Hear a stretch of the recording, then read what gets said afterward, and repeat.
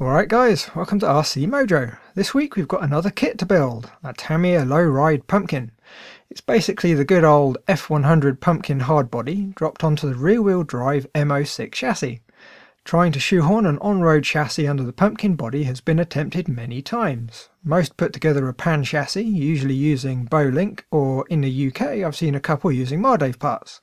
They were almost always a bit basic though. 2 or 3 years ago, Tamiya released this one, which has a chassis with all the right bits.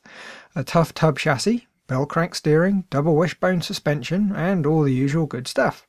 It does have the standard lower end Tamiya problems though, no ball bearings, and those neat but completely useless fake dampers. But hey, it's a Tamiya, we expect these things.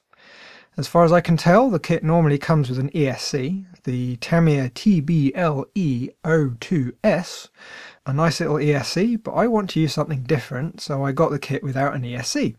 I reckon the shop removes the Tamiya ESC to sell separately. Not complaining though, the difference in price was more than enough to get a full set of ball bearings. Right then, let's see what's in the box. It's not very big, but it appears to be well packed. First out we have some hard body parts. The front panel, tailgate, and a set of body mounts for the old CW01 monster truck chassis, which will be coming in very useful, but more on that later. Foam inserts for the tyres. It would be nice if they were donuts rather than strips, but they'll do the job.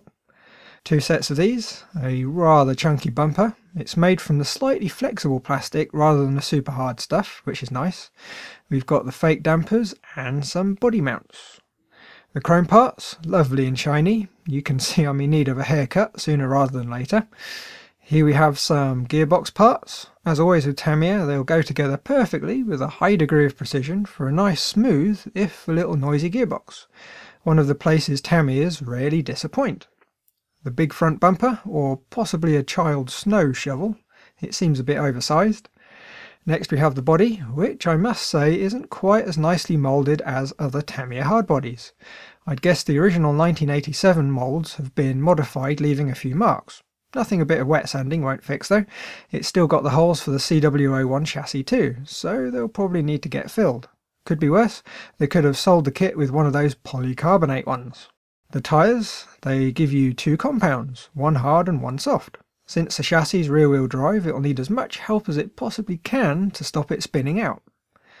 Some ever so shiny wheels. And here's the clear mouldings for the window insert and the headlights. We'll probably fit some LEDs at some point, so they're going to do nicely. Some more body posts. They're made of that flexible plastic again. Front hubs, and the rest of the hub bits on a rather large parts tree. I wonder why it's so wide. Okay, so we've got more bits in this kit than I predicted, so we're going to need to reposition the camera. It definitely seems like a far more complex kit than the old M03 chassis. There we go, that should cover it. Right, here we have a load of chassis bits, all made from a heavy hard plastic. Should make for a very tough setup. Yet more chassis bits, same hard plastic. The battery holder even has Tamiya on it, very nice. The main chassis tub, hard plastic again, it feels ridiculously rigid, no floppiness in the slightest. Another load of chassis bits. Looks like this is the midsection that goes between the main chassis and the gearbox. Some more chrome, the roll bar.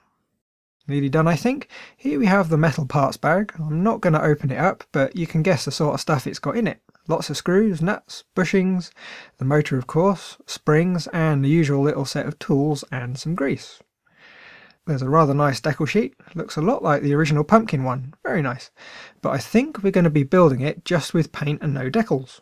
Last of all we have the manual, and there's not much to say until we actually get to the build. I don't think Tamiya ever put out a bad one, they all have really nice clear steps to follow. One thing that does jump out though, the optional oil damper kit comes with a special pin for the rear arms with a ball in the end, so I'm not sure what we're going to do there, but it should be fun to figure it out. Looks like quite a nice set of bits, it should make for a nice build. Now, the justification for this kit was so I'd have an on-road version of my old original Midnight Pumpkin. It's missing a few bits, so we'll probably manage to get a video on getting it running again. The interesting bit though are the differences between the 1987 body and the new one.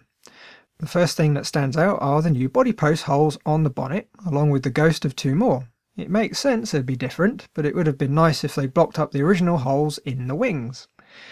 The other biggie is on the tailgate. On the new one you can see a subtle rectangle on the surface. This is where they used to have a raised Ford logo. I'm guessing it's like the Chevy bow tie on the original Clodbuster body. I assume the license ran out. Similarly, on the chrome grille, the 1987 body has an 8 above the V. More Ford branding that they had to remove. It's a shame, but I suppose it adds a bit more value to the original body after all the re-releases.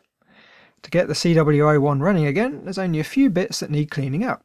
The wheelie bar long since lost its wheel and is rather worn out. The springs that push against the gearbox rotation are shot too. I'll need to find a pinion.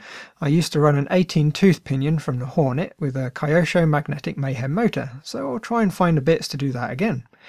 We'll need the cover to go over the pinion too, but I might just make one from some styrene. And of course we'll need some body mounts, which are handily an unused part on the Lowride kit. It shouldn't take a whole lot to get it going at all. And that's all we've got for this week. Actually, the video is going to go up next week, but I've been putting together bits and bobs to go up on the store, like controllers and stuff. So, thanks for watching, I hope you enjoyed the video, and if you did, don't forget to hit the like button, and of course, if you're not already, by all means subscribe. Bye guys!